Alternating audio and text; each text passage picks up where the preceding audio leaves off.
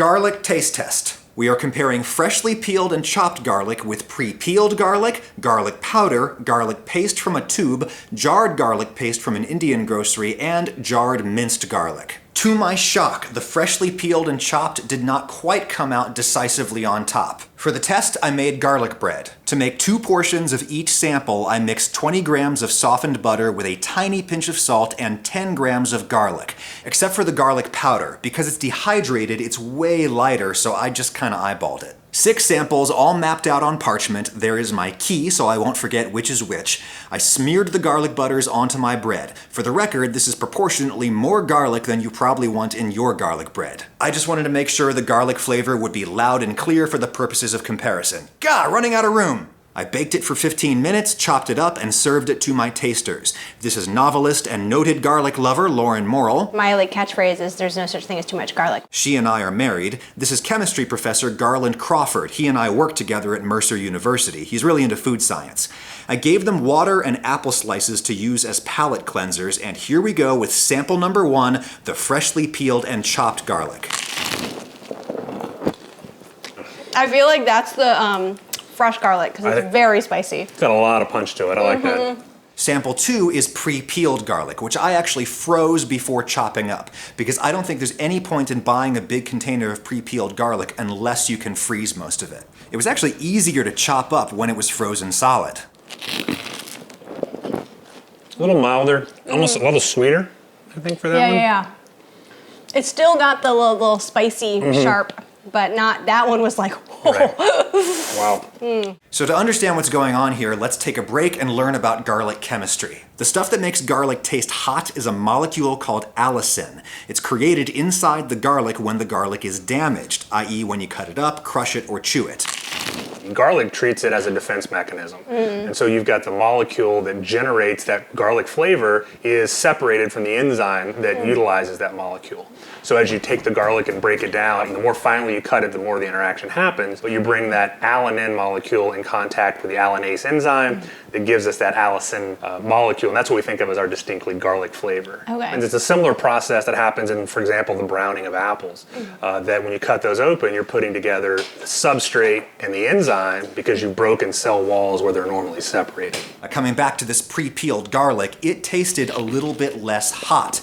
Perhaps because it had been refrigerated and indeed frozen. A little bit less allicin had been made inside of it. Since it's an enzymatic reaction, one of the things that you can do to slow that reaction down is to put it in the fridge or the freezer. It helps to hold on to some of those things. All right, sample number 3 is the garlic bread made with garlic powder. I think that one probably is garlic powder. Right. Oh yeah, I got it. Yeah, I'm a big fan of garlic powder, but it's just an entirely different thing from fresh garlic. It's like dried mushrooms versus fresh mushrooms. 2 really great things, but not really interchangeable. Sample number 4 is the garlic paste from a tube. Very convenient, shelf-stable, you don't have to refrigerate it until you open it.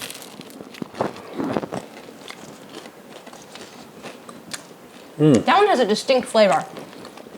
It's almost cheese-like. I think really mild on the garlic. And it doesn't have any punch to it, like these. Yeah, you're right. Almost very, almost nutty. So what's going on here? Why no hot and spicy allicin? This paste, as far as I know, had not been refrigerated or frozen before I used it. Well, as soon as you create the allicin by damaging the garlic, it starts to break down into other compounds that don't taste as pungent. In 2008, Japanese researchers who were studying the many health benefits of allicin found that the allicin in crushed garlic has a chemical half-life of just 11 days. At least 11 days when stored in a water-based solution at room temperature. In oil, the half-life was only 3 hours. If you cook it, of course, you're talking about minutes or even seconds to break down the allicin. That's why cooking mellows out garlic. But coming back to this paste, it was probably chock full of allicin when it was first manufactured. But by the time it got to my kitchen, all of that allicin had broken down. It has no pungency whatsoever. Sample 5 is the bottled garlic paste that I got from the Indian grocery here in Macon. Garlic paste is very important in South Asian food, though I think it's often made fresh in the home.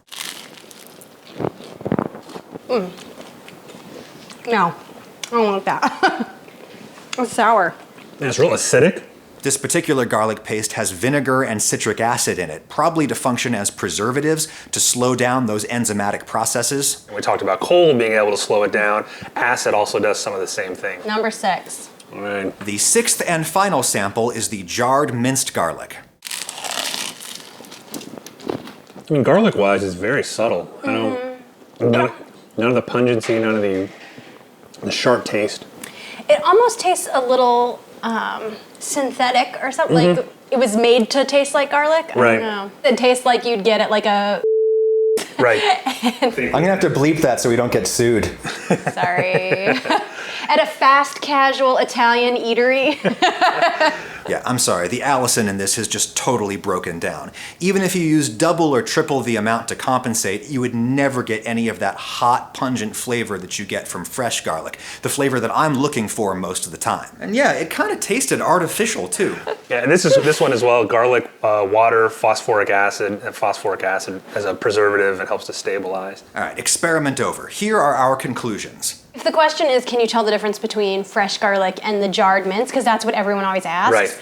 Yes. Yes. Yeah, jarred garlic is not for me. No judgment if it gives you the flavor that you're looking for. Garlic powder and, surprisingly, this garlic paste both offer interesting flavors that could be used for all kinds of things in the kitchen, but probably not for replacing fresh chopped garlic. Actually, come to think about it, in a long-cooked dish where most of the Allison would break down anyway, maybe this paste actually could be a good substitute, you know, in a sauce or a braise, something that cooks for a long time. Fresh chopped is, of course, great, but surprisingly, so is pre-peeled from the refrigerator. In fact, before I told them which sample was which, Lauren and Garland both said the pre-peeled garlic bread was their favorite. It seemed to offer a nice balance between the hot Allison flavor and all of the other flavor compounds inside fresh garlic. Partly that might be the cold slowing down the Allison creating reaction when you chop it up. But it might also be that some of the garlic's potential Allison was created in the peeling factory.